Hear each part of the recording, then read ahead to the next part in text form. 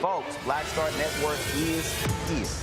Hold no punches! I'm real revolutionary right now. Black power. Support this man, Black Media. He makes sure that our stories are told.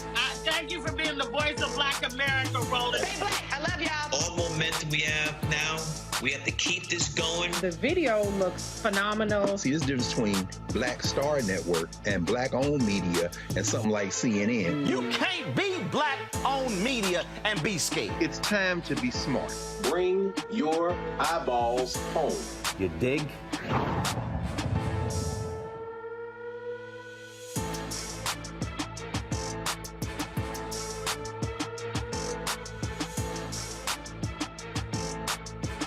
Today is Tuesday, November 22nd, 2022. Coming up on Roland Martin Unfiltered on the Black Star Network. Folks, 3 Camden County, Georgia Sheriff's Office employees have been arrested for beating a black man, Jarrett Hobbs. His attorney, Harry Daniels, will join us to discuss this latest development.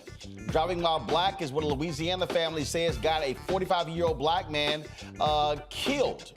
Civil rights attorney Ben Crump will explain how a traffic stop for a window tint and a modified exhaust ended with a man shot in the head. Also, there's so much to unpack about Tennessee lawmakers questioning Tennessee State University for black students enrolling in record numbers. I'll talk with Lezli Baskerville, the National Organization for Equal Opportunity in Higher Education, about how HBCUs are under the gun for doing well. Yeah, for doing well. Folks, it's time to bring the funk on Roland Martin Unfiltered on the Black Star Network. Let's go. He's got it. Whatever the miss, he's on it. Whatever it is, he's got the scoop, the fact, the find. And when it breaks, he's right on time and it's rolling. Best believe he's knowing. Putting it down from sports to news to politics. With entertainment just for kicks, he's rolling. It's on go, roll, y'all. It's Roland Martin, yeah. Rolling with Roland now. He's funk, he's fresh, he's real, the best, you know he's Roland Martin now.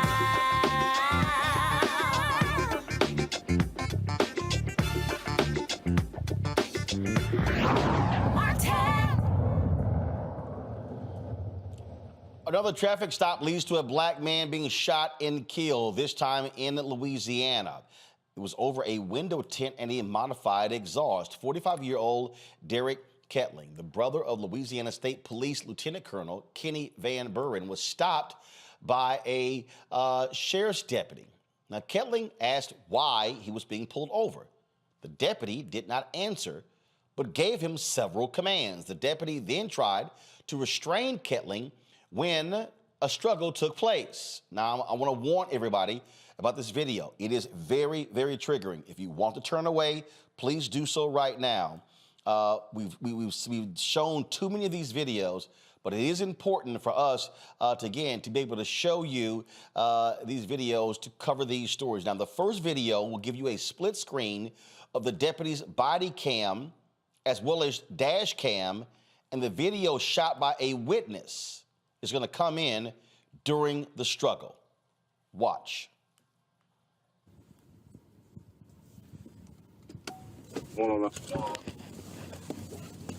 right there. Right here. To the truck. To the truck. Yeah, go to it. Walk over here. Walk over here. Walk to your truck. Stand by 8th and Broadway. To the back of your truck. Show me. Keep your hands out your pockets. Put them on the. Walk to the back of your truck. Walk to the back of your truck. Out with a Silverado temp tag.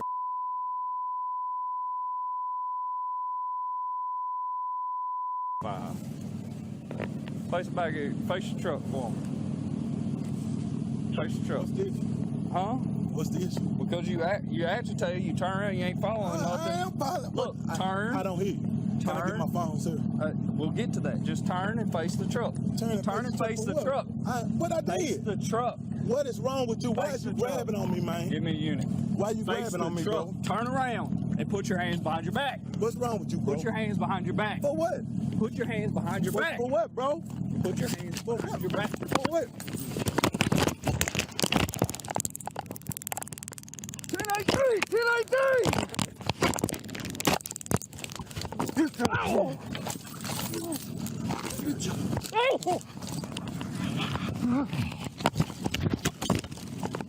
What you, bro?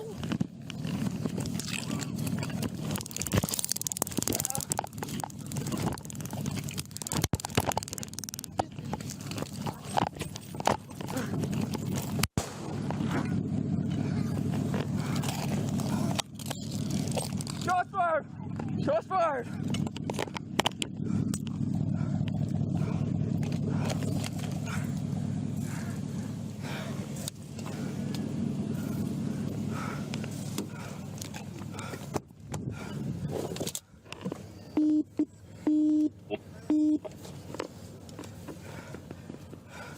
Code 3. Shots fired, one subject down, gunshot wound to the head. I'm bleeding from my head. Gonna need a Acadian. The Kettling family attorney is Ben Crump. He joins us right now. Ben, this just continues to happen, and it is as if basic traffic stops lead to black men being killed. Driving while black. Yep. Yet again. I was talking to my co-counsel, Attorney Ryan Haley, and we both said right off the bat, you see three things that officer did wrong. Number one, when you pull a person over and they asked you, what are you pulling me over for? The officer, following any proper procedure, gives the citizen notice of what I'm violating your Fourth Amendment rights for, why I'm detaining you and searching you and seizing you. He never does that. And then he calls for backup. He doesn't wait for backup before he engages Mr. Derrick Kettling. And then the third thing Roland Martin he does wrong, and we saw this with the case of Patrick Loyola in Grand Rapids, Michigan. If you're going to deploy your taser, the policy is very clear. You don't get within arm's distance of the person to deploy a taser, because what is the natural reaction when you go to pull a taser point blank range on me? I'm going to put my hand out to try to defend it. And then that's when they say, oh, you were not complying. You put me in fear of your life. And then they use that as an excuse to kill us. You saw it in Louisiana. We saw it in Grand Rapids. It keeps happening over and over in America, and it's unjust, Roland Martin. What I'm still trying to understand is, okay, you pull them over for a tint and an exhaust? I think it's pretextual. It's driving while black. We know it when we see it. We don't have to, speculate about why this officer was pulling Derrick over. He saw a black man driving it.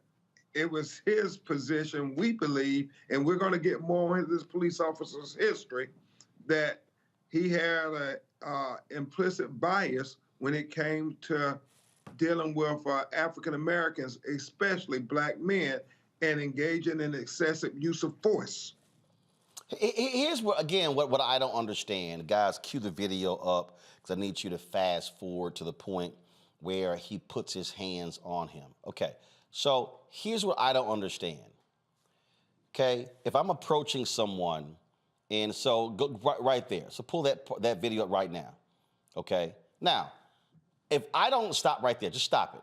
Now, if I don't know if this guy has a weapon, I don't know any of those things, then I'm going to create some distance between me and him as a result. And I'm probably going to stand back and say, sir, I need you to put both of your hands on the back of your trunk. What I'm not going to do is keep approaching. Now, roll the video. And so, roll the video. So he goes up, and all of a sudden, he immediately puts his hands on him. Okay, now, again, this is what I'm not understanding. Why? Why is he putting his hands on him? He's not saying why he's being stopped. And again, when you see that someone is agitated, what is important to me, freeze it right there. What is important, again, I believe that cops should be de-escalating. Sir, I need you to calm down. It's okay. I'm just going to walk you through this. No, what he then did, he has an agitated person who gets more agitated, roll the video, and then as he gets more agitated, then all of a sudden, now a scuffle breaks out.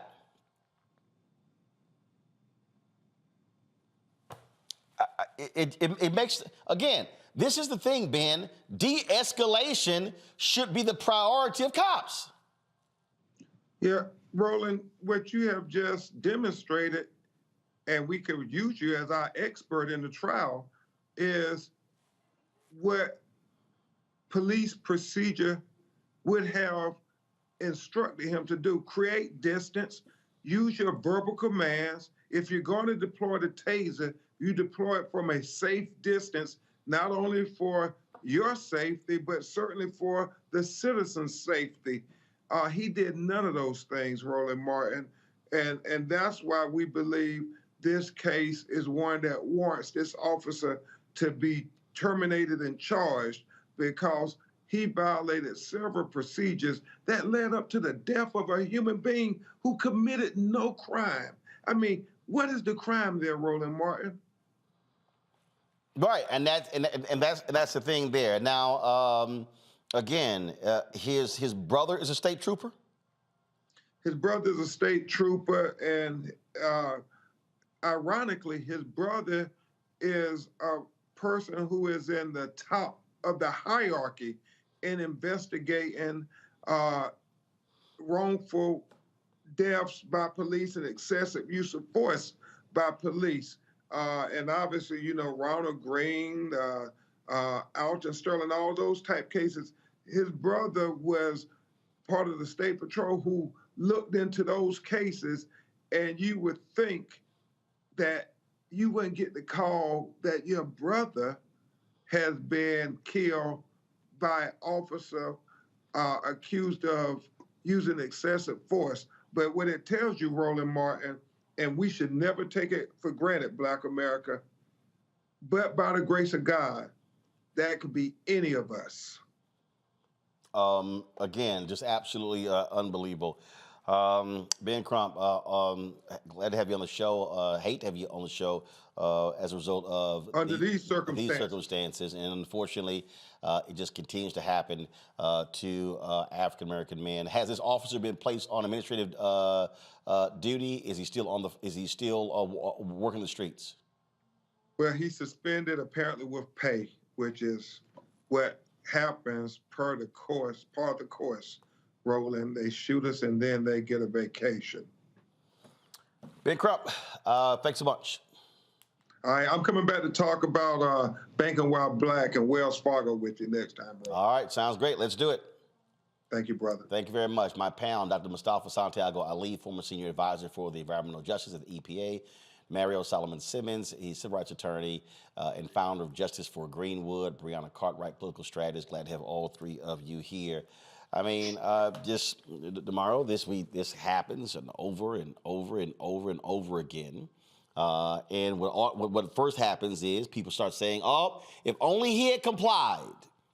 But isn't there a responsibility on the cop, the person with the gun, the person with the badge, to, again, de-escalate a situation so it doesn't get to pulling your taser out and then pulling your gun out and shooting somebody in the head?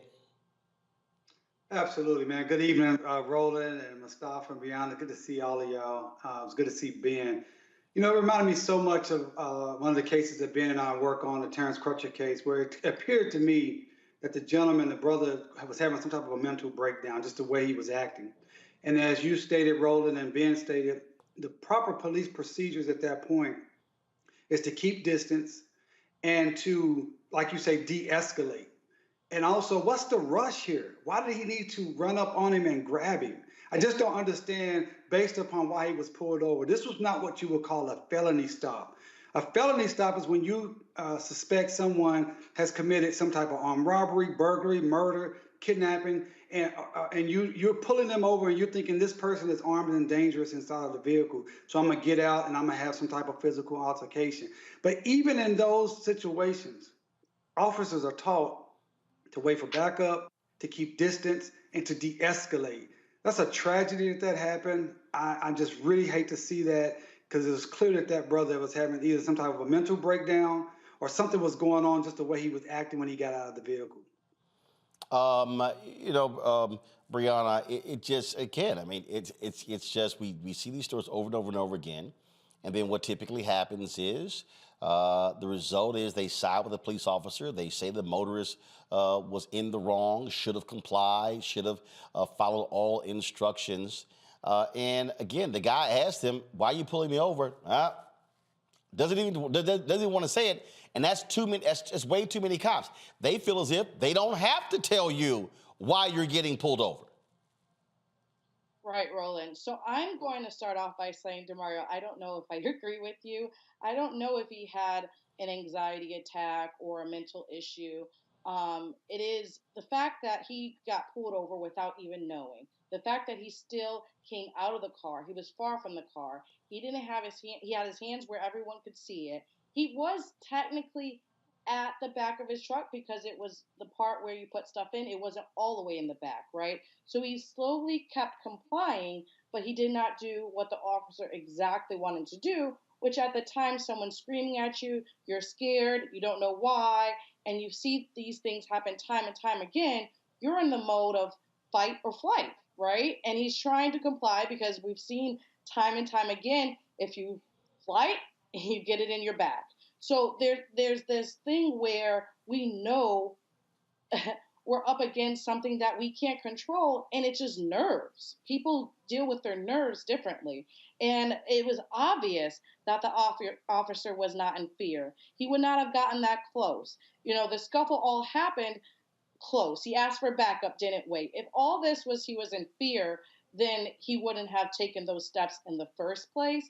And an officer's only supposed to utilize their weapon when they feel that their life is in threat. And nowhere was his life in threat, or did that video show that he thought his life was in threat. At the end of the video, he said, "Oh, I'm bleeding too," as to be a cop-out of what he did was okay, for calling it in, because we've seen what happens if we just let someone die out. So he was trying to seem as if he was responsible after the fact, but it was all cover-up, and there's no way that he could say that this was a mistake, and he should be charged. And we can go into qualified immunity if we want to, but honestly, more than for him just being stripped as a police, he should be personally charged. Mustafa. You know, you have to ask yourself the question, you know, when our brother George Floyd lost his life, has anything changed? Because we continue to see these same things playing out time and time again. And this brother lost his life for, you know, what, $100 ticket at the most? We've got these interesting dynamics also, Roland, that's going on that we got to bring into the conversation. So not only did this police officer not follow proper procedures, but, you know, folks have been asking for and introducing legislation in a number of states across our country, and Republicans have been blocking them. And a part of that legislation has actually been that police officers need to have to share with you why they pulled you over. And Republicans have been blocking that. They said it makes a police officer's job tougher and more dangerous. The more dangerous aspect, I can't even begin to fathom what that actually means. So we continue to have these failures in our law enforcement system, from the officers all the way up to these state legislators who refuse to put some basic, very basic types of things in place that help people to have a better understanding of why they got pulled over, and to make sure that those officers are sharing that with them, so at least folks understand where they stand. It is, again, just unfortunate. We'll see what happens next. But again, what often happens in these cases, it's cop gets off and they say, oh, he was justified because his life was in danger. We know exactly how. Yep, Tamara, go ahead. I would say, just for our audience, you know, if you find yourself in that situation, obviously, that Brianna said, we up against the odds. But I would strongly recommend that you stay in your vehicle and that you try to comply with the commands the best way you can, because these things can happen regardless when you do exactly what they say. And therefore, this is a great example that if there's any ambiguity, we're not going to get the benefit of the doubt, particularly out on the street. And once they started struggling for the gun, that's where the problem is going to lie, because the officer's going to say at that point that he was fearing for his life. But he created the situation. That's the legality of it. He created the dangerous situation, so he should not be able to say, oh, because of what I created, I had to protect myself from a legal perspective. Yep, that's exactly what typically happens. All right, folks, got to go to break. We come back, we're going to talk about Tennessee State University being checked by lawmakers because of their population increase, which kind of makes no sense because it's not like they say anything at the University of Tennessee. We have more of that state hearing, and we'll talk about that as well. Also, ruling comes down in Georgia. An appeals court rules against Republicans, saying, yes, early voting can begin on Saturday, November 26th. We'll tell you about that as well. Folks, you should download the Black Star Network app, available on all platforms: Apple phone, Android phone, Apple TV, Android TV, Roku, Amazon Fire TV, Xbox One, Samsung Smart TV. Also, please join our Bring the Funk fan club. Your dollars make it possible for us to do what we do. Please send a check or a money order to P.O. Box 57196, Washington, D.C., 20037-0196. Cash App, $RM Unfiltered. PayPal is R Martin Unfiltered. Venmo is RM Unfiltered. Zelle, Roland at RolandSMartin.com. Roland at RolandMartinUnfiltered.com.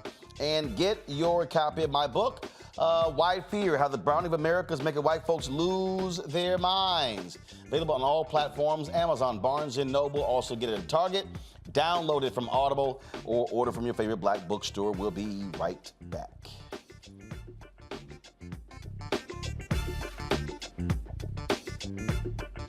Is it just me? Or does it feel like we've been here before? The whole country's finished voting, and only us left. You'd think Herschel Walker would want to explain what he'd do in the Senate if he actually wants to represent Georgia. Instead, he repeats the same lies, trying to distract from what we all know is true about him. But I think Georgians will see his ads for what they are. Don't you? I'm Raphael Warnock, and yes, we're doing this again. That's why I approve this message. On the next Get Wealthy with me, Deborah Owens, America's Wealth Coach, we talk about the principles of mindset, strategy, and execution. This week, we're adding a fourth: faith. You're going to hear from a mother and daughter duo who are helping thousands of Black women build wealth, all through their faith. You are more than you can ever imagine. Not just obtaining things to show that, but seeing yourself. Making your faith work for you. That's right here on Get Wealthy, only on Black Star Network.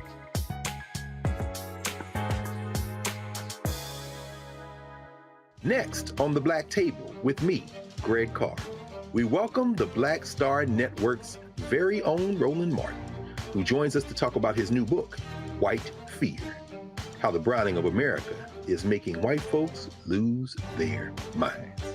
The book explains so much about what we're going through in this country right now, and how, as white people head toward becoming a racial minority, it's going to get, well, let's just say, even more interesting. We are going to see more violence.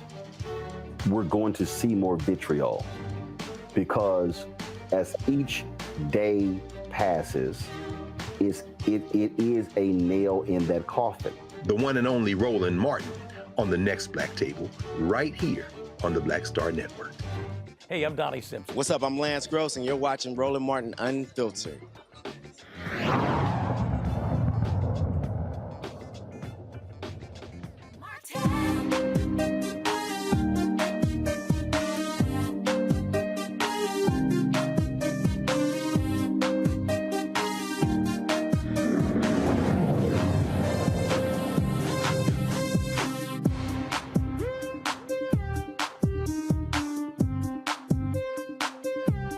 All right, folks, if y'all want more laughter, we have this hearing in Tennessee where Tennessee lawmakers, white lawmakers, were questioning Tennessee State President Dr. Glenda Glover with regards to this explosion of new enrollees at Tennessee State University. Okay, and they were questioning them over the lack of dorms. Now, keep in mind, this is the same state that owes Tennessee State nearly $600 million. Okay. And so we played some of this yesterday, but you know what? For more laughs, let's play a little bit more today so we can actually show you how seriously stupid and ridiculous these white lawmakers are in Tennessee. Watch. So help me understand management's decision to, knowing that you have a plan to get to 10,000 students. Help me understand management's decision to try and accelerate that that plan when you knew you didn't have the physical capacity, that's physical with a PH, physical capacity to house all of those students? Wouldn't it seem more appropriate that you would slowly grow your enrollment to reach your goal by 2028 rather than over-enrolling and essentially costing more money in this first year? We didn't accelerate the growth at all. The students started applying and we fixed an internal problem that allowed us to process applications faster. There has been a holdup in in the past years. There was in the CRM system that we have. It didn't totally allow, the system process did not allow us to match it up in a faster way. We did a lot of it was almost manual with spreadsheets, et cetera. But it did it in a matter of seconds. You could process more applications much faster. We weren't trying to make the 10,000 this year. Well, I guess, sorry to interrupt you, but I guess my question is, if I know that my board has challenged me to grow to 10,000 students by 2028, let's just use that number, then I would have a progressive growth number and I would build out my campus along the way to get to that 10,000 number, right? Because it takes time. I know it's going to take me time, but it sounds like in this instance, you had this huge influx of students and you didn't tell anybody no if they met the criterion. You didn't tell anybody no, and so you had all these students on campus or coming to your campus without the physical capacity to handle those students. Now, we understand whether it's UT or it's UT Memphis that they often over-enroll, and they'll have 400 or 500 students that they have to house off campus for a brief period of time, but then they absorb them in, right? That's what we generally do too. But you're not going to be able to do that this year. We did that last year. That's what we generally do. Yeah. But we had so many more students this year. I have to keep stressing that we're in the middle of an HBCU renaissance when students are coming back to HBCUs. And we're a school of choice.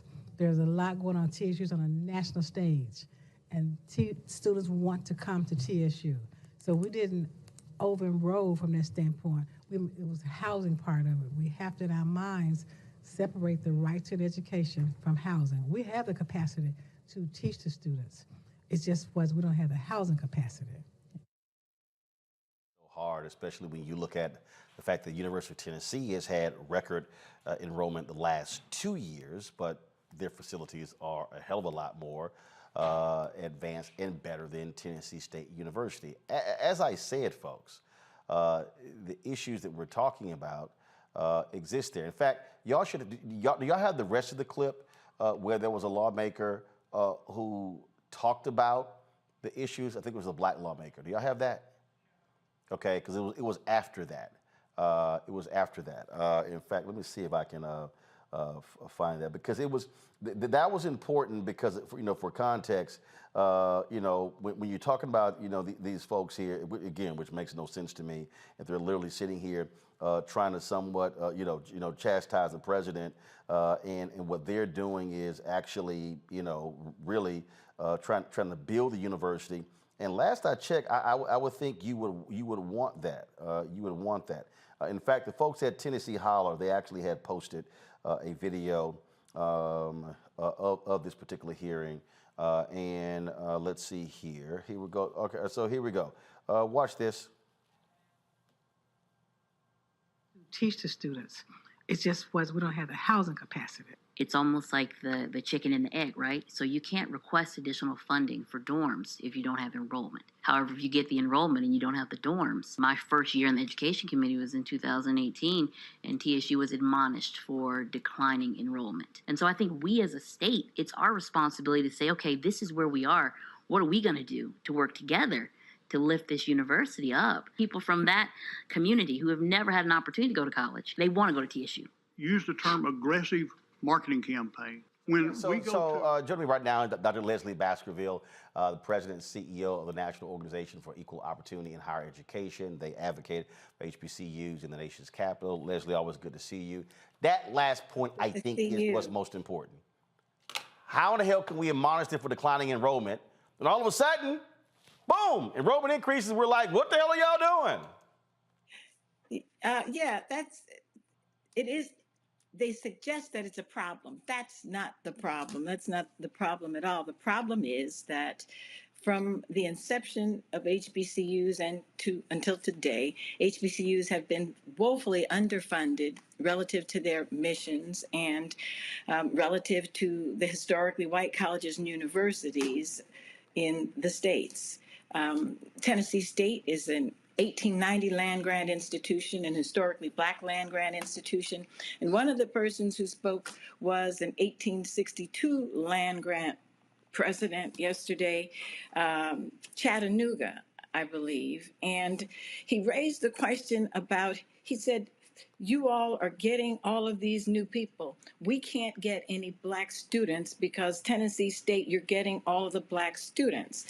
And so first thought is it's a great thing if President Glover and her board and her team, they're doing a tremendous job. They have new programs, they have new facilities, new infrastructure. They were able to do that because, given today's climate, she called it a renaissance of HBCUs, and it truly is a renaissance that came about as the result of the killing of George Floyd in broad daylight and in front of everyone, the Black Lives Matter movement, and then the election of Vice President Harris.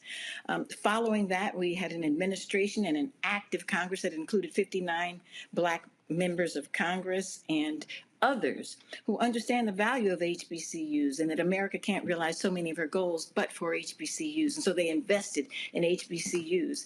And it is the right thing for Tennessee State to seize the moment and to try to resolve what appears to be a challenge while she has a team in Washington. Nafio and others are there making sure that they get the dollars that they have. With regard to the idea that because an HBCU has more black students, an historically white student doesn't get one, is ridiculous. But what it does do, it raises another important issue of today, Roland. It says that the need for affirmative action. And so while we're struggling to get America to realize what she owes HBCUs because of the huge disparities and the vestigial discrimination against them, you've got the Supreme Court listening to the Harvard case and the North Carolina case in which people are once again challenging the utility of taking affirmative steps to include black and brown people in their students, in particular, in their universities. And if Chattanooga had an aggressive and targeted and thoughtful affirmative action plan, there are enough black students who would love to go to college and who, given the resources of many colleges and their mission that does include a diverse environment, would go there.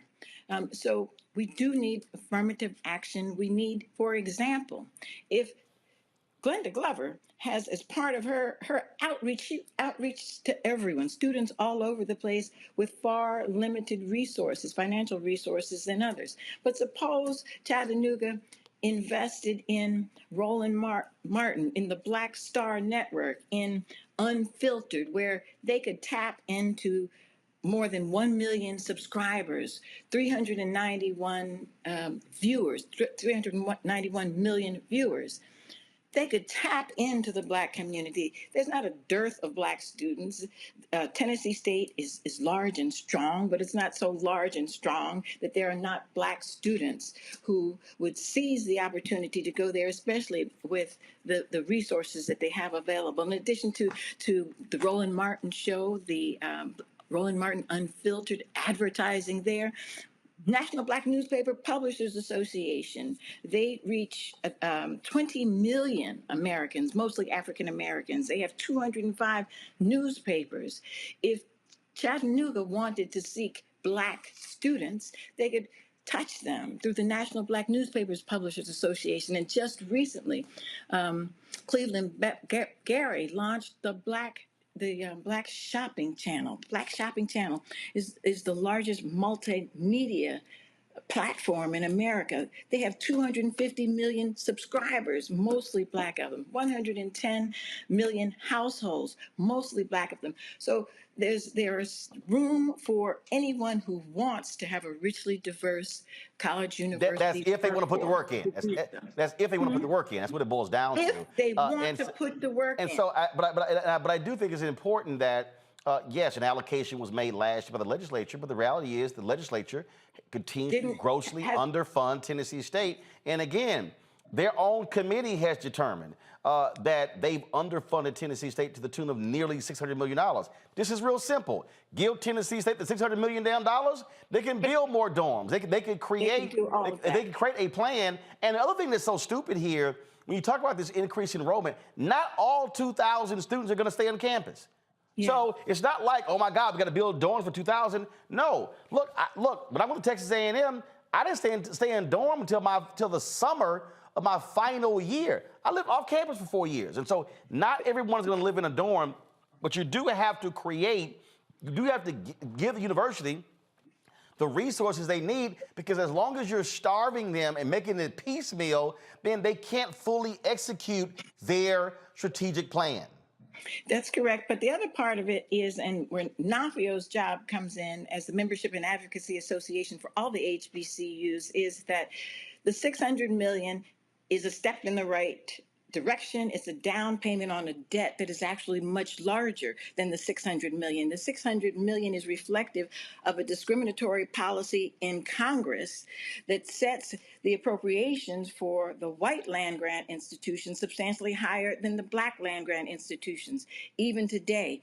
And it builds into the mandate for the match a much lower base for HBCUs. And so NAFIO's job, while President Glover and the other 105 historically black presidents and chancellors are fighting where the rubber hits the road, we work both with Congress and the state legislative bodies and in the courts. And in the courts, we are saying that from the beginning, when America established the dual and unequal higher ed system, the white 1862 land grants were given lots of land and required to have an appropriation that would go up so that they could have new programs. To this day, HBCUs did not get the 1890s land grants did not get their land, and there is no requirement that they have an appropriation that goes up.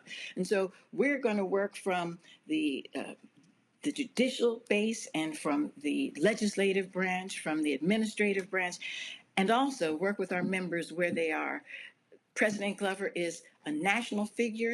She is serving as as the co-chair of President Biden's board of HBCU advisors, and just stepped down from a tenure as AKA president, during which, along with the sisterhood, the first black sorority, they not only pledged, but gave $100 million to all four-year HBCUs.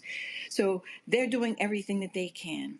Black folks are doing everything that they can. And because of the growth in the investment by Congress, by black folks and others, white folks took notice. Corporations took notice. Mackenzie Scott, 20 to 50 million to about 20 HBCUs. Why? Because they understand that an investment in HBCU is the most cost-efficient and most effective thing that American can do in higher education to close the wealth gap, the higher education gap, the employment gap, the economic gap, the justice and the sustainability gap. That's what's going on. And President Glover needs not to apologize for it. We, those of us who are her champions and the advocates for HBCUs, need to make sure that they have infrastructure dollars sufficient to accommodate that. And there's a bill now that's trying to make its way through Congress. And we will definitely do all that we can to make sure that that question is not raised again. All right, Lezli Baskerville, we appreciate it. Thanks a lot. Thanks for having me, and I congratulate you for all that you do for all of us. And tell Chattanooga to advertise with Roland Martin and Roland Martin Unfiltered, the Black Star Network. Absolutely. Absolutely, Lezli. I appreciate it. Thanks a lot. Let's go about Mustafa Demario as well as Brianna. Here's the thing, Mustafa, that this is real basic. And that is, you're at HBCU, Tennessee State, you're damned if you do, damned if you don't. It's like, oh, hit you with declining enrollment. Well, then we get it up. Oh, now all of a sudden, no, what the hell, you got too many. North Carolina A&T gets slapped with a $2 million fine because they barely went over the cap of out-of-state students, as opposed to them going, maybe we have a university that people kind of want to go to. Why in the hell would you sit here and actually fine them? And so what you're dealing with is these white lawmakers, and again, which is why my book, White Fear, How the Browning of America is Making White Folks Lose Their Minds, is important. Is because they're sitting here like, we don't understand what's going on. Like, why are all these Negroes trying to go to these schools? But again, because of what's happening or not happening at these predominantly white institutions. And this notion as if these people are choosing to go. Okay, they're choosing not to go to the University of Tennessee. They're choosing not to go to Middle Tennessee State. They're choosing to go to Tennessee State. And so what they should be saying is, great, awesome. Hey, Dr. Glover, how can we help? Exactly. Well, quickly, a shout out to all the students at Tennessee State University and Dr. David Padgett, who's been just doing amazing work there for a number of decades now. You know, this is about power. It is always about power with these folks. You know, if we start to do good, then they want to roll you back. And then, of course, if you miss whatever the particular goals are, then they want to hold you accountable for that. It's really interesting. You know, in the state of Tennessee, you've got, 17% of the population is African-American, over 1 million folks. So for them not to be able to get these other schools to be attracting African-American students, there's a reason for that. One of the reasons is that these other schools, in many instances, are not safe spaces. They're not welcoming spaces. So students are choosing, as they should, to go to HBCUs where they know they're going to be appreciated. They're going to get, a stellar education. And they're also going to build the networks that are necessary as you're navigating the workplace. So with all that being said, they actually should have the president coming in and asking the question of how were you able to accomplish this? What are the lessons learned? What are those best practices that you all have in place? And how can we better support you to make sure that it continues to grow out? If they would have paid up that $600 million, the housing would be there. So they, need to take care of that side of the equation. But the other side is you should be learning from people who know how to get the job done and how to attract students. Oh, absolutely. And look, the reality is, Dr. Glover, Brianna, in terms of, obviously, when she was international president of the AKAs, she brought Vice President Kamala Harris there to be a commencement speaker there at the university. And let's just be honest, I'm sure you have some Republican lawmakers who were not happy at all that the vice president was there giving commencement. But the reality is, guess what? That's kind of what happens when you're an HBCU president and you're an AKA and the vice president of the United States is your sorority sister who's also an HBCU graduate. Hello, that's what you're supposed to be doing. You're supposed to be bringing high caliber talent. Trust me, I'm sure these same lawmakers would have had no problem if Donald Trump and a bunch of his cohorts were traveling to the University of Tennessee when he was in the White House. Absolutely. She's exactly where she should have been. And I'm glad for that, for many reasons, as we have 2024 coming up soon. So I'm glad that she was there. I'm glad that she's representing, and I'm glad that she's focusing on HBCUs and her AKA roots. I do believe, I keep hearing about, advertising more in Chattanooga and going to PWIs. And honestly, it's not about we should be pushing Black people to go anywhere. We should allow for the appropriations for the place where whatever student wants to go to. And the fact, he stated, they qualify. He said, you let everybody in that qualified, and it should continue like that. It shouldn't be, okay, they qualified, and now let's not still let these people in. We should allow Black people who qualify to go to the schools that they want to and progress. And they're scared of our progression, and that's what we see here, and the controlling of it. I hope that they give the money, and I don't know, Congress is changing. It's going to be a battle in Congress. We still can do it. But no, hold on. The money's not coming from Congress. The money, the money is from state. Right. Except for saying that there is a bill right now in Congress to help HBCUs overall. But the $600 million, that's Tennessee.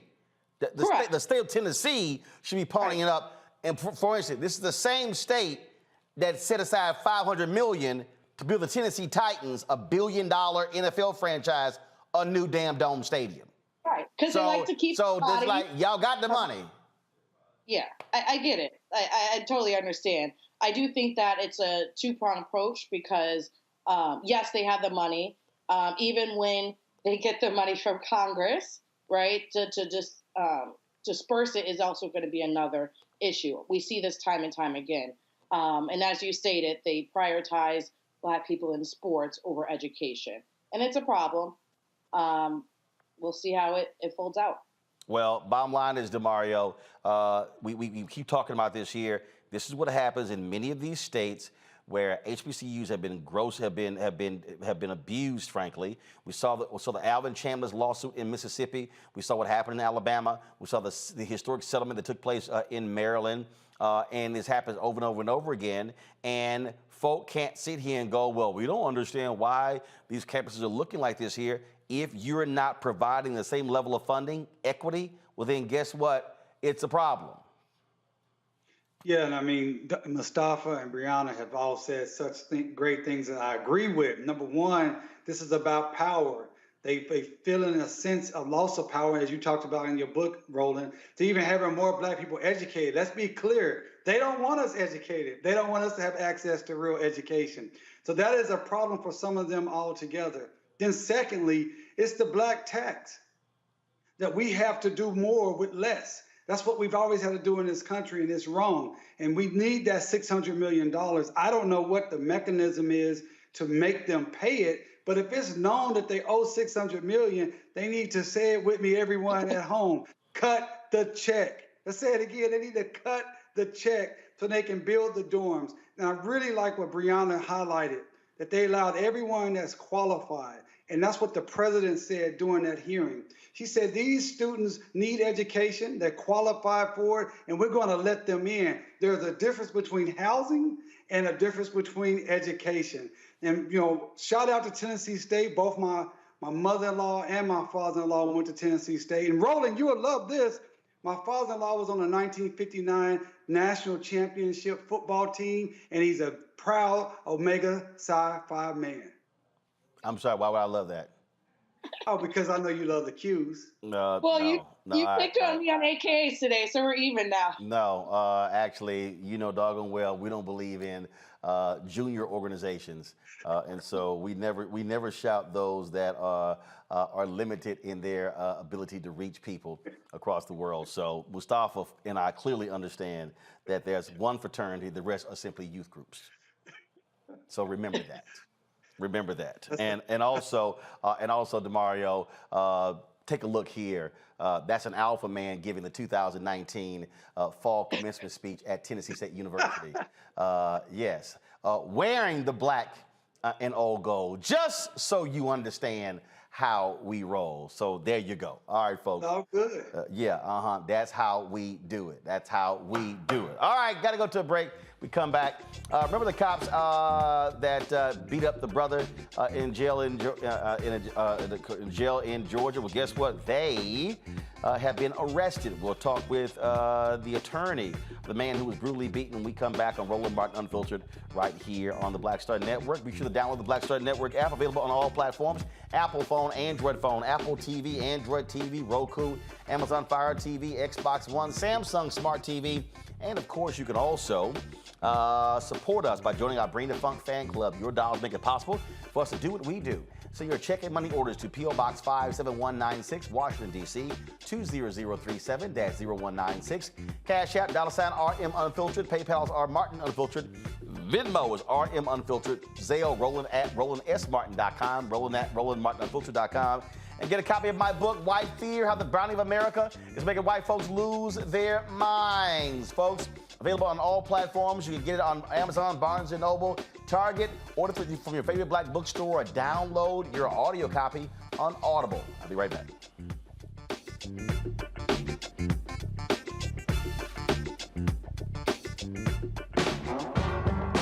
Don't wait till November 8th. We can vote today. Your early vote started this week. We're on Savannah State University's campus. We'll be dorm storming today, giving out treats for everyone. We hope to see everyone at the polls when it comes to November. If you believe we got power, let them know. Make some noise, put a fist up. I need to see a fist in the air because we got power. Come on, you put it up, come get your shirt. We're out here in the streets of Savannah, Georgia. James, do not forget to go vote. I got you. If we vote the right people in, we can make a change. We can get these resources in our community. I am a woman, and it is important that we have the say-so of what we want to do with our bodies. We're concentrating on entrepreneurism, providing young people with resources and training that they need in order to change their trajectories. We want Black down. Democracy is on the ballot. Voting rights is on the ballot. Voting suppression is on the ballot. I am most passionate about those three combined because they all impact each other. Savannah is my home. I care about my community, and I care about representation in my community.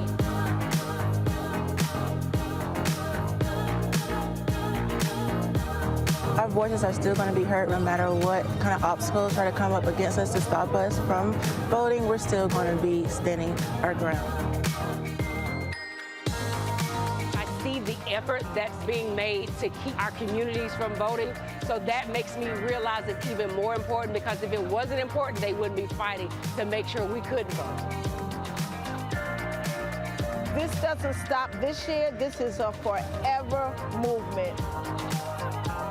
We're going to exert our power as a people, walk in our rightful place. We're going to change our communities, fight for our communities, and build our communities.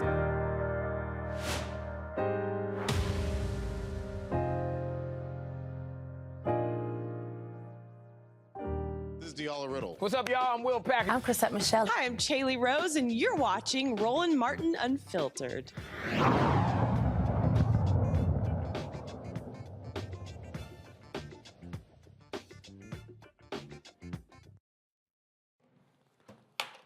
Three Georgia Sheriff's employees, they have been arrested in connection to the vicious beating of Jarrett Hobbs. Officers Mason Garrick, Braxton Massey, Ryan Beagle were fired.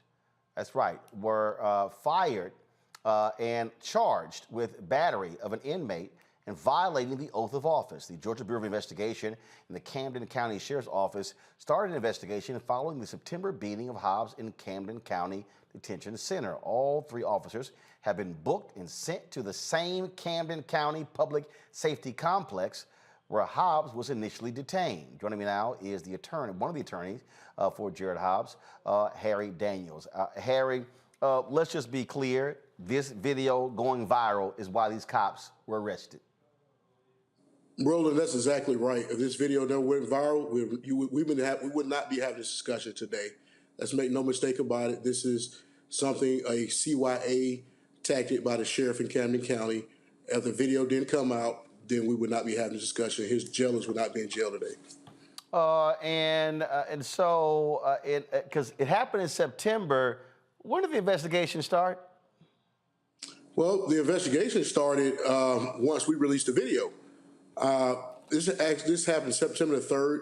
The local NAACP president, Mr. Timothy Bassett Jr., he actually traveled to Camden County and inquired about what happened to Mr. Hobbs. He was told nothing happened to Mr. Hobbs. So they were fully aware of this incident. In fact, they had brought charges against Mr. Hobbs that we talked about before. So this was not a stranger. This was nothing that was brought on them all of a sudden. They knew about it, and it took the GBI a matter of days to bring charges. They traveled to North Carolina, spoke to Mr. Hobbs. I traveled along with them, and within a matter of days, they brought charges. And we was aware that charges would be brought sometime this week before Thanksgiving. So we wasn't shocked of the charge being brought.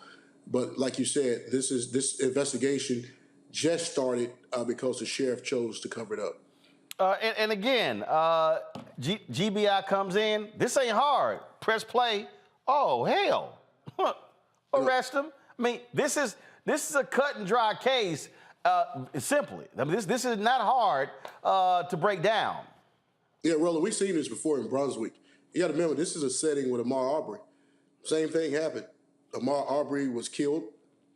The DA decided not to move forward, try to cover up. The GBI come in within a matter of days. Charges are brought here. These officers are charged with battery, aggravated battery. That's a felony to carry 20 years in the state of Georgia in violation of oath of office. Because in order to be charged with aggravated battery, you have to render one person's body part useless. So it's probable cause and evidence, and it's factual, and it's clear evidence that Mr. Hobbs, one of his body parts was rendered useless as a result of this beating. So these officers facing 25 years apiece. These are not misdemeanors. These are felonious felonies charges. Certainly that is good news. Being charged is one thing. Being convicted is another. Hey, man, you jumped on the spot. First of all, we're not going to scream Jubilee to the heavens. Being charged is one thing, but we need a prosecution, a thorough, a legitimate prosecution. We want a conviction, and we want a prison sentence. Let's make no mistake about it. The first step is the charge and the arrest, but we want the final acts to be carried out. And what's the final acts? Conviction and a prison sentence. That will send a message across the nation of people who are in situations who wear badges, that you don't do this to people. It doesn't matter the condition, the position they're in. Humanity is at foot here. When you treat another human being like that, as a consequences, it doesn't matter if you wear a badge, shield, or star. You know, the GBI director, he summed it up when they asked him the question. When you saw the video, when they asked the GBI director, when he saw the video, how did he feel? He said he was shocked. As a citizen, he was in disbelief. You know, but this has been going on for a while. They just got caught today. They just got caught. And, you know, hopefully this opened up Pandora's box and so many other things that's happening, not only in Camden County, but it happened around the nation. Because I appreciate good law enforcement. I support good law enforcement. I do not support rogue officers and bad law enforcement. And we never will. And we take it a point, our life works to bring justice and fight for people's civil rights when things like this happen. Well, I also believe that the Civil Rights Division of the Department of Justice should also, again, they can be tried and convicted in state court, but they can also be hit with federal charges as well. So hopefully that happens too. Right. Where we like this, we have petitioned, sent a request to Christian Clark's office for the Civil Rights Division of the Department of Justice. They have received our requests. Let me be very clear. We are looking at this thing not just as a violation of his constitutional rights by people who wear a badge, shield, or star, but we have asked them to look at this, look at Camden County as a whole, any systemic abuse of force, and not just that, but to look at this matter as whether it's racially motivated. The federal government had the resources to find out if this was racially motivated. The video is clear. You see a black man being beaten by white police officers. Let's not forget about this elephant in the room. It could be more there than what it meets the eye. So we've asked for a thorough investigation. Mr. Hobbs is very happy that arrest has happened. He knows a long way to recovery. But we're gonna stay on this story. And I appreciate you guys for being on this story and keeping this thing in the front. All right, Harry Daniels, we appreciate it, man. Thanks a lot. Hey, man, ain't nothing like the Q-Sci-Fi, though. Well, another little youth group. Another little youth group member. It's all first good. fraternity found on the HBCU. Come on, man. Y'all couldn't get into Alpha. You had to go somewhere. It's all good. Well, you know the history. Yeah, you do know the history. Alpha's your daddy. All right. All right. We appreciate it. Y'all walk into that one every single time. I don't know why y'all do it. I'll keep tell y'all. DeMario, y'all want none of this. You know it. You want none of this. Well, that's right, Brother Daniels. I appreciate you. Let him know what it is. We won't be intimidated. We know it's your show. We will not be intimidated. Q's don't back down, Bob. Y'all back down, but you will back up. Yes. All right, man, Brother Daniels, I appreciate you, Team Rue. I appreciate that. We need to let Roland know what it is. Oh, please. You know, dog. Appreciate you guys. Thank you for all the work y'all do. And like I said, this is a very serious matter. I appreciate you. And I appreciate you, Roland, for allowing us to come on and bring it to you viewers. Well, have a good night. I appreciate you. Have a great Thanksgiving. We're going to keep pressing the case. We appreciate it. Thanks a lot. Another perfect example, Brianna, without video, we're not having this conversation. Right. Absolutely. I was going to ask him a question of how they were able to get the video, because one thing he said, it opens up a Pandora box. It wasn't that it was the first time, but it was the first time they got caught. And I'm so glad that this man is now, Hobbs is now receiving some justice. To see that video was excruciating, very, very painful. There was 5 on 1. I don't know why that would even need to happen. He was eating a sandwich and they went for his neck. You see other inmates in the background. It was very violent, very disturbing. But I have a lot of questions, more than answers. So I will definitely be watching this case closely. I saw, 5 officers. We said 3 was arrested, and we'll now see if they will actually get any, if they'll be persecuted. So we'll see what comes. Mustafa, look, I mean, again, when these cases happen, they happen over and over and over again. And this Biden Department of Justice Civil Rights Division, led by Kristen Clark, I mean, they have gotten a number of jail wardens, corrections officers, sheriff's deputies arrested, charged, indicted, and actually convicted for the type of abuse that we saw right there. And that's what needs to happen. Yeah, we got to have both these civil and criminal sets of actions that are going on. And we got to make sure that folks understand that people are paying attention, that they're watching, and that when you break the law, exactly what we saw that they did, that there are going to be repercussions, that you're going to be held to the same level of the law as everyone else. And that means that not only are you going to catch fines, but you're also going to spend time behind bars. And as that becomes more commonplace as our good brother just shared with us, that we find these situations that folks will begin to, I think it'll move into the culture of law enforcement and let them know that when they do these types of things, that there are going to be repercussions. And that changes the culture. It's slow, and we would love for it to happen faster, but with the Department of Justice and other holding people accountable, I think it does matter, and I think it will begin to change some of these dynamics, along with all the other work that we have to do.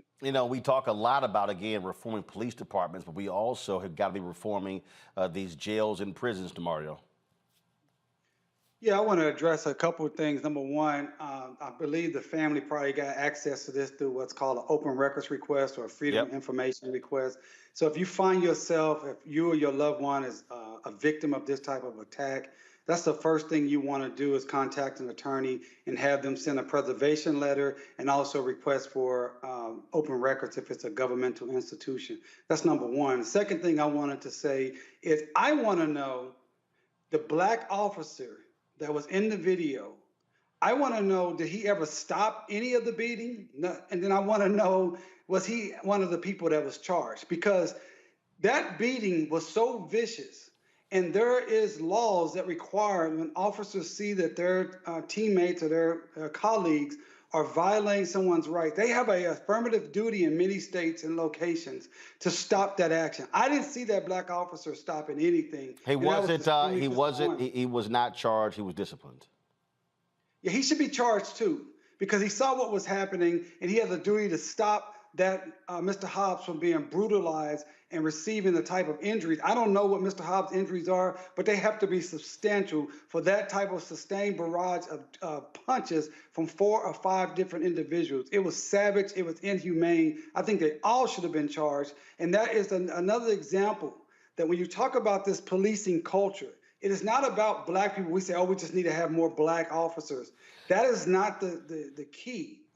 We need to change the totality of policing culture, that they believe they can do what they want to do to Black people. And being charged is something that can change that direction. I also am asking or believing and hoping that Kristen Clark, the DOJ head of civil rights, will heed the call to come in and investigate this as a crime, and what Brother Daniels said, or Attorney Daniels, that this is a crime and this should be investigated system-wide. Because clearly for them to do this, they know the videos are there. For them to do it with the videos there, let you know that they feel impunity with their actions. All right, folks. Atlanta is going to be paying $1 million to the family of Rayshard Brooks, the 27-year-old Black man fatally shot by a white police officer in 2020. Atlanta City Council voted 15-0 to approve the settlement nearly 3 months after prosecutors determined the officers involved in Brooks' death had committed no crimes and that the use of deadly force was reasonable. Brooks was killed June 12, 2020 by a white police officer, Jarrett Hobbs. When he tried to arrest Brooks, he was asleep in his car in the drive-through lane of a Wendy's restaurant. Police body camera shows a 27-year-old black man struggling with Hobbs and another white officer after telling him he had had too much to drink in order to drive. Brooks grabbed the taser from one of the officers and fled, firing it at Hobbs as he ran away. An autopsy found that Brooks was shot twice in the back. All right, folks, going to a break. We come back. What the hell is Newt Gingrich talking about? Wait till we hear. This fool actually says that Herschel Walker is more of a credit to African Americans than Senator Pastor Raphael Warnock.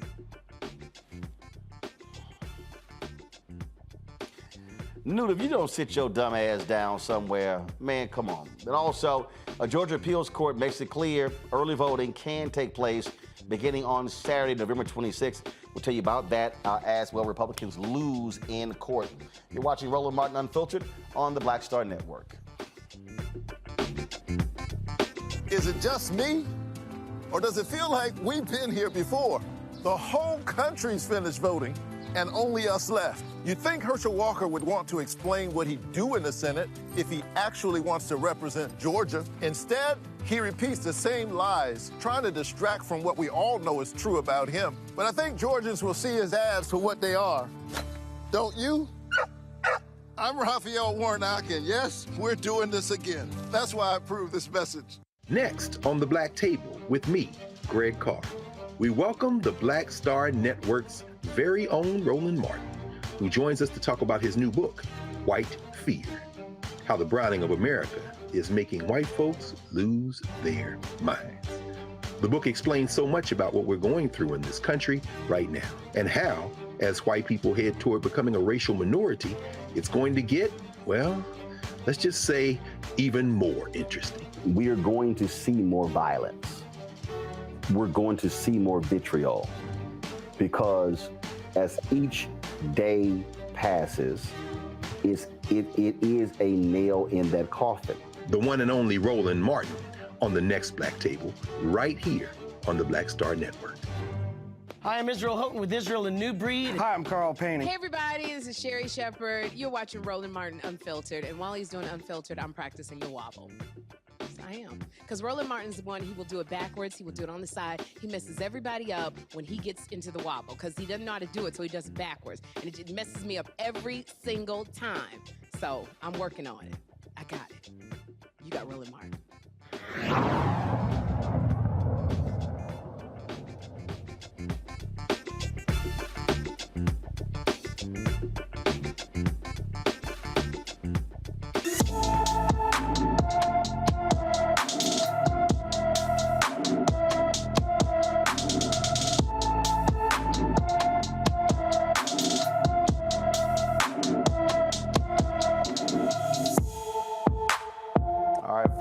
Today's black and missing Lizette Patch. Lizette Patch, 5 feet tall, weighs 110 pounds, hair is black and brown eyes. Been missing from Bakersfield, California. Folks, been missing since December 22nd of last year. That's right, folks. If you have any information regarding Lizette, please call the Bakersfield Police Department. The number is 661-327-7111, 661-327-7111. All right, folks, early voting begins in Georgia on Saturday after a Georgia appeals court ruled against Republicans who were trying to stop early voting from that date. The law was changed in Georgia, where they said you could not have voting taking place 1 to 2 days after a holiday. Well, after 2020, they moved the runoff from 2 months away to 1 month, causing some confusion. The courts ruled, legislative, what their intent was actually wrong. So they ruled in favor of Senator Warnock as well as the Democrats. Republicans are going to appeal that ruling to the state Supreme Court. Speaking of that Georgia race, the former congressman and the Speaker of the House, Republican Speaker of the House, Newt Gingrich, said one of the dumbest things you've ever heard in your life, y'all. He said that having a black person like Herschel Walker in the United States Senate would be a dramatic improvement over Senator Raphael Warnock. You want to listen to an idiot? Here you go. I think that Herschel Walker has the courage, the integrity to be a really remarkable U.S. Senator. Yes. And I think having an African American with his background, somebody who's good at business, somebody who's given over 400 speeches on military bases to help young people dealing with PTSD because of his own experience with having had concussions, playing football and in mixed martial arts. I think Herschel would be such a dramatic improvement over Senator Warnock, who is a hardline left-wing politician, that I really do think that it's worth a lot of effort to make sure Herschel wins. And I'm delighted that Governor Kemp is going out and his team is going out, and they're doing all they can to help elect Herschel.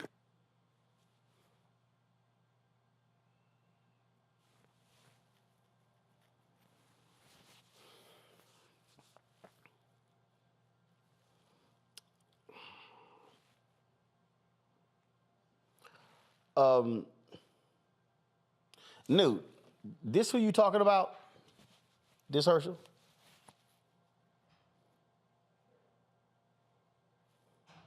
That boy ain't got no rhythm. I don't even know what the hell. These white Republicans are so desperate for anybody black. I mean, they are desperate for anybody black. He started off by saying his record in business. He lied. Herschel Walker literally lied about his success as a business owner. Herschel Walker has lied about being valedictorian, lied about being an FBI agent, lied about being a cop. He's lied about paying for abortions. In fact, one of the women accusing him is going to have a news conference, and she said she got audio recordings of his lying ass.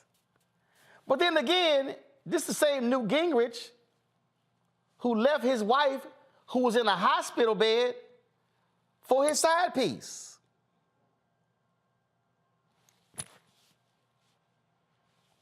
That same Newt. Brianna, go ahead. What's your comment? Right, that part, and especially the same Newt that called Obama the food stamp president. We really talking about what he's saying. I don't understand why. Whole mess, never done right. And honestly, he started off when he said his background, right? I don't care about business, whatever. And then he went in to talk about him being a football player. The reason is at the end, because Herschel has gotten so many concussions that he'll do so many stupid things without thinking, and he will be their puppet. And that is what Newt is saying. We need somebody to sit in that seat that do what we say to do. And that's what they're banking on. Because there's no other way that you're going to say the background, because you're talking about a PhD, someone who is, you said left wing, but someone who's educated in the religion. And then we're talking about someone who is literally uneducated. I don't even know if he has a 5th grade reading level, right?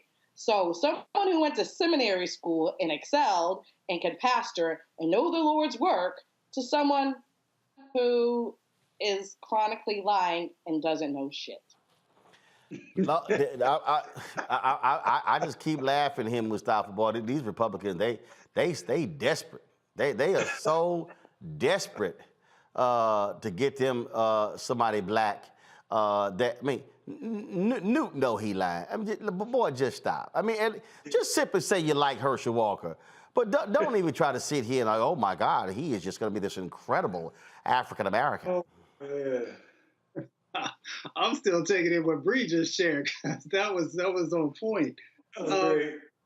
It's interesting. You gotta really understand who Newt is, right? Everybody sees this elderly statesman now, but this is the person with the contract with America who was trying to destroy the benefits that came from welfare and tort reform and a bunch of other things. This is also a person who had their fingerprints all over the Tea Party when that first kicked off. So you got to understand who this individual is, and that he understands that they are desperately trying to make sure they hold on to power. Now, we continue to talk about power, but this is a prime example of having an individual in that seat that they can control. They cannot control Senator Warnock. Senator Warnock is going to do what's right for the country. And he's going to also make sure there's equity and justice that's infused in that, and that scares them. So, of course, they are willing to do and say anything in this moment. And for them to infuse integrity into the conversation, Brother Herschel Walker has not shown integrity in anything that I've seen over the last 30 plus years.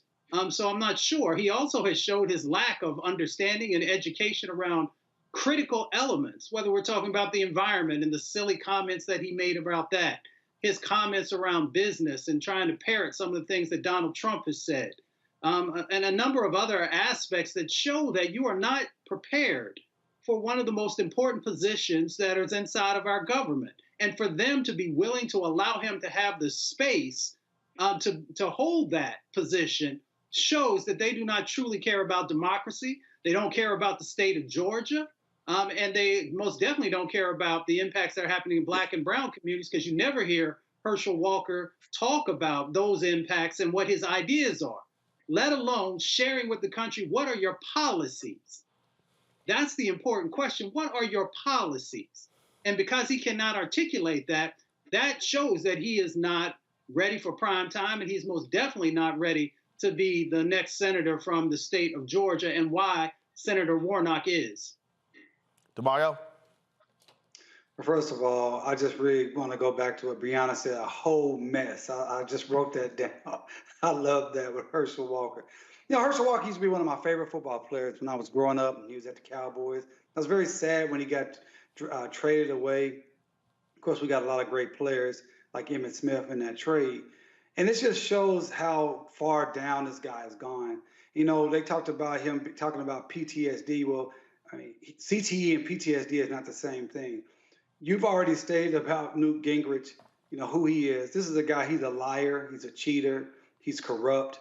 And it just shows that all the GOP cares about is power, that they will put someone who's clearly has diminished mental faculties, as Herschel Walker has put him out front because they don't care. They want a puppet there. And so it's just really sad. And I hope everyone that's listening will do like I've already done, is send some money to Senator Warnock's campaign. $5, $10, $100, whatever you can do. And lastly, I want to give a shout out to my boy, my mentee, Greg Robertson, who's down there working on the ground, working on the campaign. I think we're going to see Senator Warnock reelected.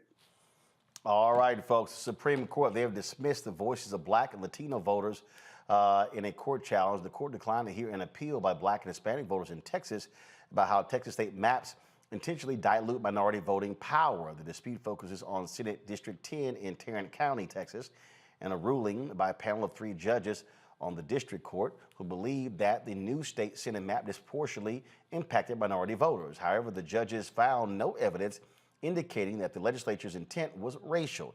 The Supreme Court is going to hold the future of voting rights in its hands as the court heard arguments today debating Section 2 of the Voting Rights Act and its impact on minority voters. Well, we'll be watching, of course, that case as well. All right, folks, going to a break. When we come back, more on Roland Martin Unfiltered on the Black Star Network. Download the Black Star Network app, Apple phone, Android phone, Apple TV, Android TV, Roku, Amazon Fire TV, Xbox One, Samsung Smart TV. And of course, you can also support us with joining our Bring the Funk fan club. Send your check and money orders to P.O. Box 57196, Washington, D.C. 20037.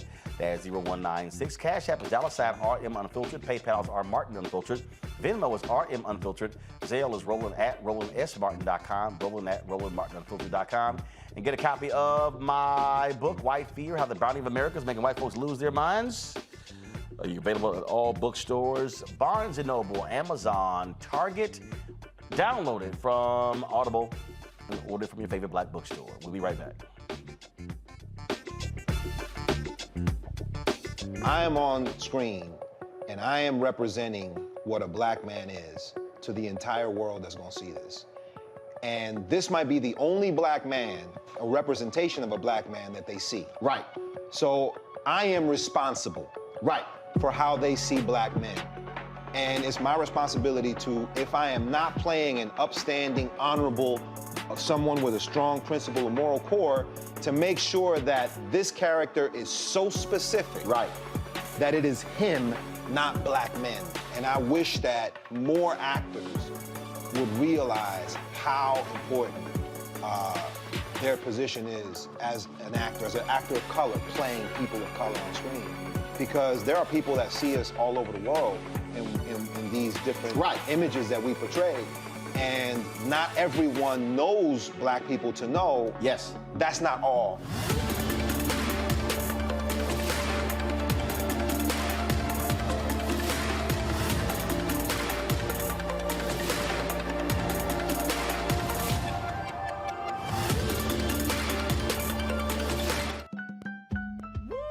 We're all impacted by the culture, whether we know it or not. From politics to music and entertainment, it's a huge part of our lives, and we're going to talk about it every day right here on The Culture with me, Faraji Muhammad, only on the Black Star Network.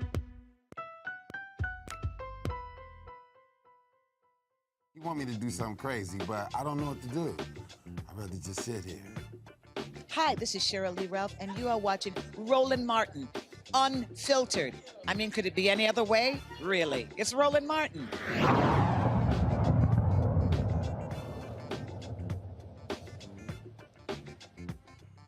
Preterm births last year reached their highest peak since 2007, with more than 383,000 born before 37 weeks of age. That's right, folks. According to a new report, the report released this week found disparities widen between white and black mothers, who are already 62% more likely to have a preterm birth and nearly 3 times as likely as white moms to die of childbirth-related causes. And over 211% of black women did not receive adequate prenatal care. Ashley Randolph, the president and co-founder of Alliance for Black NCU Families, joins me now from Sacramento. Certainly glad to have you on the show, Ashley. I mean, this is one of the things that I talked about when you get the Dobbs decision, and all of these so-called pro-life people who are really anti-abortion people were out here, and I'm like, it's amazing. I'm like, how quiet y'all are on this issue. I'm like, if you're pro-life, you would think that they would care about this issue.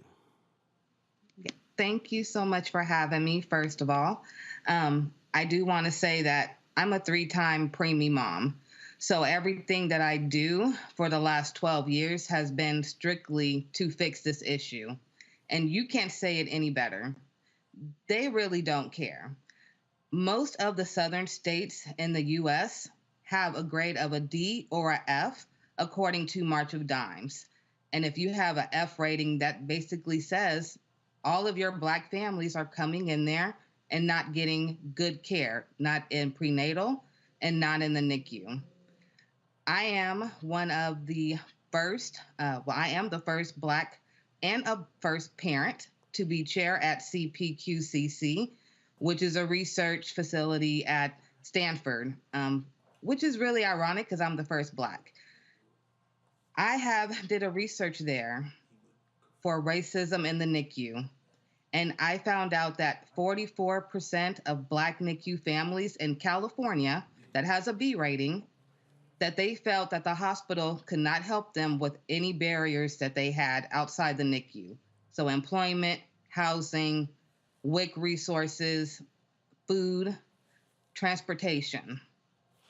26% of them same families said that they felt judged because of their race while in the NICU. Now, I had just mentioned that I'm a 3-time preemie mom. I've been pregnant in Louisiana, Texas, and California. I had to leave Texas at 6 weeks pregnant because I already knew from my first 2 previous pregnancies that I wouldn't get good care in the South. So I left Texas right when I found out I was pregnant, came right back to California, thought I would get the best care, And then at about 5.5 months pregnant, my doctor let me go because I suffered from hyperemesis gravidarum. So with each pregnancy, I lost 30 pounds. Doctors never could figure out why. They never really wanted to look and see why. Same thing for why I'm having all these kids premature. When I was 6 months pregnant almost with the third child, my doctor let me go in the middle of her doctor office in front of patients waiting to be seen because she said she could not handle my sickness and she seen myself and my pregnancy as a liability to her facility. That is what jump-started all of this. I initially started with my first nonprofit called Glow Preemies, which stays with Black NICU families from the NICU and high-risk pregnancy. So if you do already have a prior child in the NICU and you're high-risk pregnant, give us a call. We stay with you until you're 18. We're the only nonprofit that does that. I know because, like I said, I'm a mom of 3. My oldest is 12. It took me 12 years, even as this powerful advocate, to get my son finally diagnosed with ADHD last week. 12 years. So the thing that jumps out at me here is that, again, when you hear the conversation that out there in the public space, you're not hearing lots of dialogue again about this issue. And so from a public policy standpoint, is it simply a matter of it gets lost in the shuffle? Your thoughts on that? So I actually work with the government a lot with the Alliance for Black NICU Families. And so what I can tell you is a lot of policies that they're trying to put in place, I actually see them before they actually go to Congress and have everybody start looking at it and signing it over. And we may send a list with other organizations with 100 things on there that they can change for maternal care and for the NICU. They will eliminate half of it and send it back to us. That's a huge issue because if you don't have the experience, how can you tell us what needs to be changed? We're the ones who are advocating for what needs to be changed because we lived it. And we hear it from parents all the time. So absolutely, like the Momnibus, I worked very hard on that one with the government. And I can tell you that that's not everything that we wanted. That was drastically cut down. And that's just one example. So with the Alliance for Black NICU Families, we are trying to go state by state and mandate that they offer racial and health equity training to all NICU staff, as well as those that are working in maternal care, because we have to get a hold of the issue. And it does start with the hospital. Questions from my panelists. Brianna, you first, go. Absolutely. Thank you so much for doing this. My cousins were more than 2 months premature, and it took a struggle, and it was really hard on the family. And fortunately, up north, they're able to thrive now. So I see you saying you're going state by state. What specifically, is there certain states that are advancing that you see your legislation's getting passed? What are some of maybe your top 3 pressing legislations that you would like to see passed in order to fix this situation? So I know right now the one that's really, really pressing, and I wrote it down, the exact wordage. It was for the maternal, I believe 12 months of maternal leave, I believe is what it is. And that's the one that means the most to me. The more time that the mom can have to be at home with her child, the better for her, for postpartum depression, if that does come into play, as well as more time for her to breastfeed, as well as more time for the family unit to come together and really tackle any barriers that they do have when they did bring that child into the world. DeMario. No, I really appreciate your service here. My little sister was born about over 2 months premature and just had to deal with all of that her whole life. Thankfully, she's 20-something now, and we didn't know that was going to happen. So I appreciate it. So definitely see this. Also dealt with a lot of infertility between my wife and I, and endometriosis, and all these things that Black women in particular are struggling with. Fibroids. I mean, I have way more information and experience in this than I ever thought I would. And I've been in those doctors' offices and those hospitals when those doctors walk out the room, won't give you the pain medication, won't take your complaints serious. Like we've dealt with that as educated, prominent Black people in this area. So your work is so important. How can I and our audience best support you right now, tangibly? Tell us what we can do. Is it somewhere we can donate to you? Is it something we need to sign? What can we do to help you with this awesome and important mission? Thank you so much for that. Preemies are my everything. They're my babies. If you would like to help, I ask that you all go to blacknicufamilies.org. That is our website for the Alliance for Black NICU Families. And please sign up to be a co-founding member if you would like to support. You are also able to donate.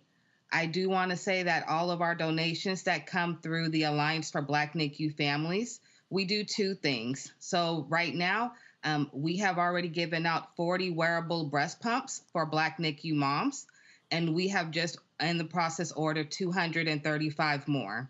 I want to continue to buying these breast pumps for these moms so they can wear these breast pumps and keep doing whatever they're doing, whether it's working or have other kids to take care of, as well as we raise funds to give to all of our co-founding members that are Black NICU organizations led by Black NICU parents, because we are the ones who get the least funding, and we want to make sure that the work that they're doing on the ground too keeps being uplifted, because it does take a village, and we need way more villages all around.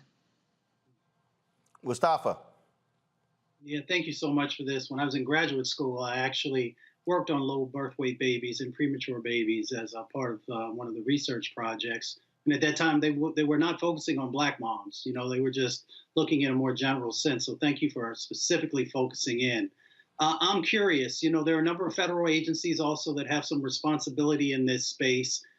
Should we be pushing on HHS or one of the other agencies to help you to be able to get the traction that you need to make the change that's necessary? Yes, I would love that, to get the push from the whole community if I can. You know, they hear my voice. I'm very loud and I like to roar. I work on this every single day for the last 8 years of my life, literally 24/7. I am with my kids when I can, but I am so passionate about getting all these rates reduced.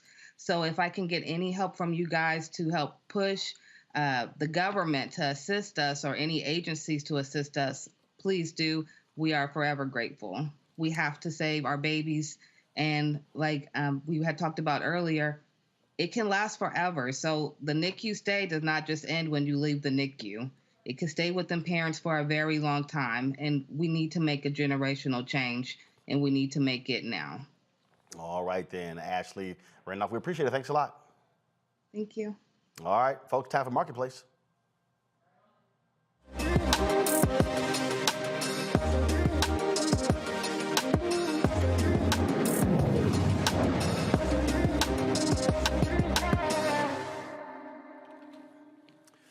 All right, folks, going to be shopping for Christmas. Black Friday sales have already started. It's not even Friday, of course, but there are a lot of Black-owned shopping options for you. The Dinah Smile Stationery and Gifts may have just what you're looking for when it comes to buying gifts for family and friends. Joining me now is the owner and illustrator of the Dinah Smiles Stationery and Gifts, Davella, is it Audio? It's Davia Odoy. Sorry, Davia Odoy. From Stockbridge, Georgia. All right, glad to have you on the show. So, thank you for having me. So, stationery and gifts, explain, because you know we're now living in the technology age. Folks still writing on stuff? Yes, people love to write, and that's what I have to offer. I have been an illustrator my entire life, a professional illustrator since 2005, and I've always wanted to see stationery with images that look like me, like look like a Black woman, a happy Black woman, and I couldn't find it. So because I knew I could draw, I knew I had to fill the gap, per se. So the Dinah Smile Stationery Gifts is a collection of my artwork on different stationery goods, high quality paper products. And my niche has been spiral notebooks. That's been the one thing that people have really gravitated towards. And I have a couple here that I can show you. And it's just been a passion of mine to just illustrate happy characters, because we need to see more things that look like us. So that's the void that I've been filling for the past few years. And it's just been something that has blessed my family and those around me. And I'm very, very grateful to be able to bring something like this to the marketplace. So how many different products do you have?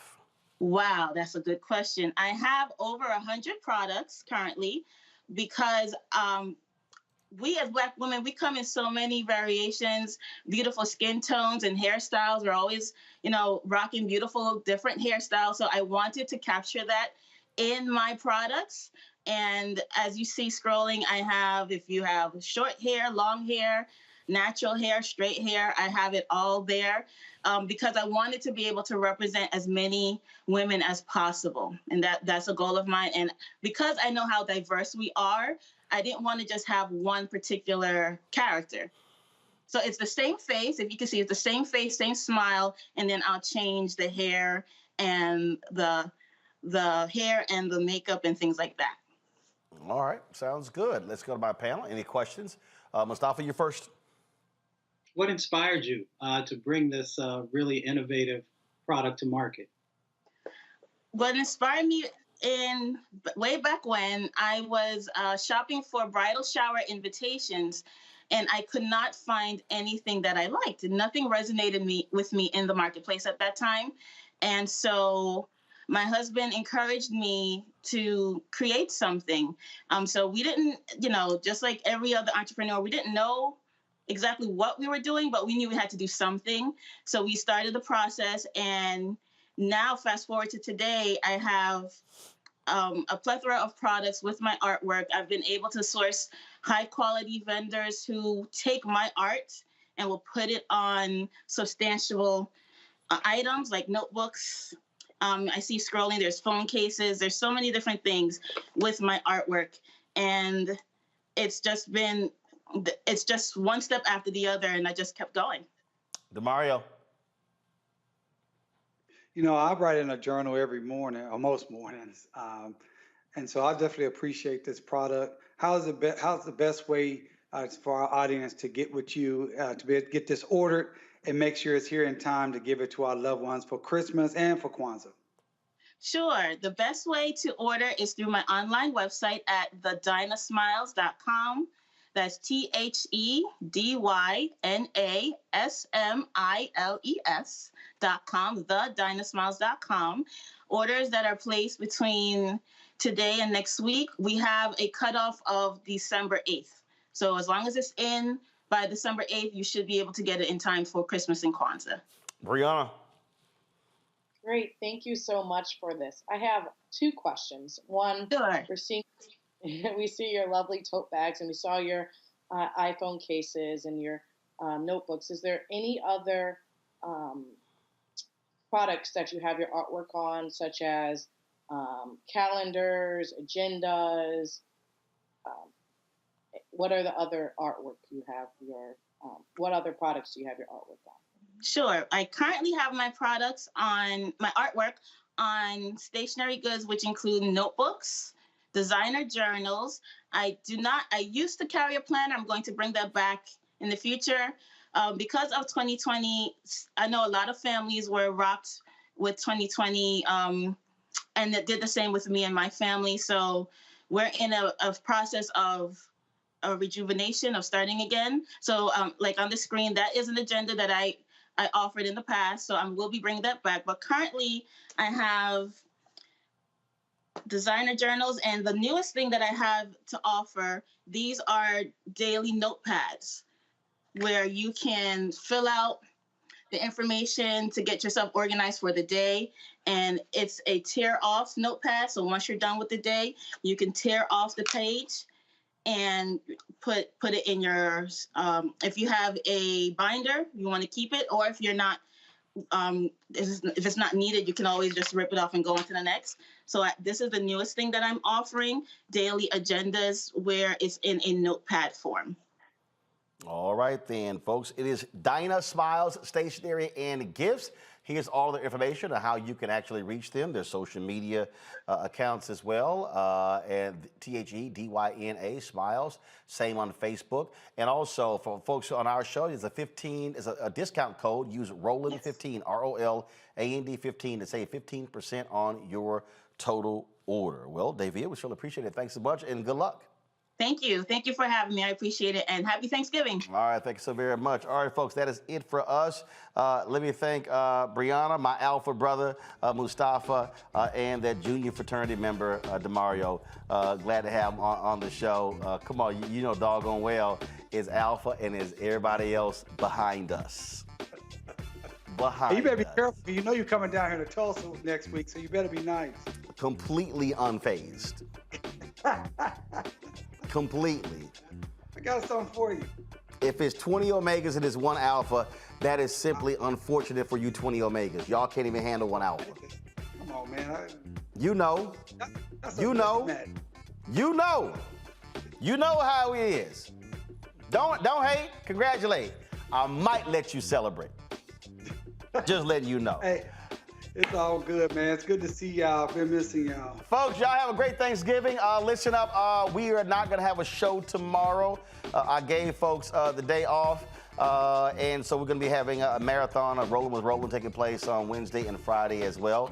And so y'all be sure to enjoy the family. Saturday, I'll be broadcasting from the Bayou Classic in partnership with General Motors. And so you'll see us outside of the Superdome. That's going to be on Saturday in the Fan Fest. So we look forward to showing you the new General Motors electric vehicles. So we will be there live streaming from the Bayou Classic, Southern and Grambling, taking place on Saturday. And then on Monday, we'll begin our broadcast from Georgia. We'll be there from Monday through Election Day. So looking forward to that. So we're going to be on the road. And in fact, we'll be at the Bayou Classic on Friday and Saturday. Come back here Sunday. Then we'll go to Georgia. We'll be on Georgia for 4 days. Then we'll go to Jackson, Mississippi for the SWAC Championship. We'll be there on the ground broadcasting Friday and next Saturday. Then we go back to Georgia for the Georgia runoff. So a lot of different moving parts here. That's why we tell you, folks, support us in what we do. Your dollars make it possible for us to cover these stories and travel all across this country. Our team is ready to go. Look forward to being back on the road. Update, the Robo-Mobile is being constructed. We've got the vehicle back from Mercedes. They're now adding all of the, doing the upfitting. And so we're looking forward. Hopefully we will have that by the 1st of January. I'll get an update when I get done with the show. So appreciate all of you who also contributed to make that possible as well. All right, folks, don't forget, support us in what we do. Download the Black Star Network app, Apple phone, Android phone, Apple TV, Android TV, Roku, Amazon Fire TV, Xbox One, Samsung Smart TV. Also, join our Bring the Funk fan club. Send check and money orders to P.O. Box 57196, Washington, D.C., 20037-0196. Cash App is $RM Unfiltered. PayPal is R Martin Unfiltered. Venmo is RM Unfiltered. Zelle is Roland@RolandSMartin.com. Roland@RolandMartinUnfiltered.com. Be sure to get a copy of my book, White Fear: How the Browning of America is Making White Folks Lose Their Minds. Available at Ben Bella Books, Amazon, Barnes & Noble, IndieBound, Bookshop, Chapters, Books A Million, Target. You can download it on Audible. You can also order through your favorite black bookstore. Folks, that is it. Again, have a great Thanksgiving. Y'all know I'm going to have gumbo. Y'all can keep that turkey. My brother, I'm sure they're going to be having turkey and dressing.